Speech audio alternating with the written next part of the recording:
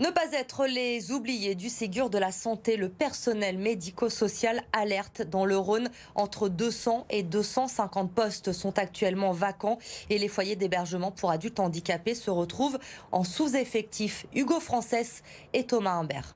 Ils vivent ici tout au long de l'année et nécessitent des soins et une attention constante. Mais au foyer du Verger, la rotation régulière du personnel médico-social déjà en sous-effectif joue sur le bien-être de ses résidents. Pas qu'ils partent parce que s'il y a quelqu'un d'autre qui les remplacerait, moi je serais pas contente et j'aime pas les départs.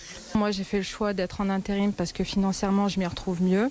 Après par rapport aux résidents, c'est vrai que c'est pas évident, ils veulent tout le temps de nouvelles têtes.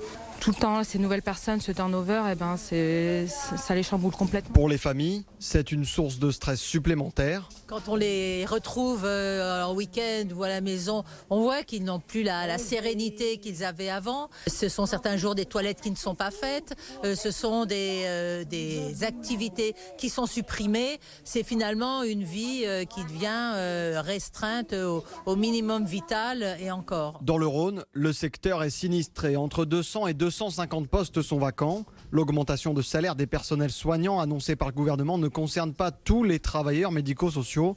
De quoi rendre le secteur trop peu attractif pour ces professionnels. C'est cette distinction entre des soignants et des non-soignants, alors qu'elles font partie de la même équipe pluridisciplinaire, qui nous semble très compliquée ensuite en termes de gestion et d'animation d'équipe.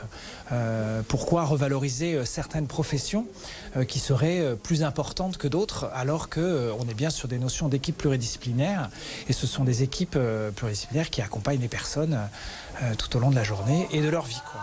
Des hausses de salaire pour un accompagnement digne, c'est notamment ce que réclame une pétition en ligne lancée le mois dernier et qui dépasse aujourd'hui les 70 000 signatures.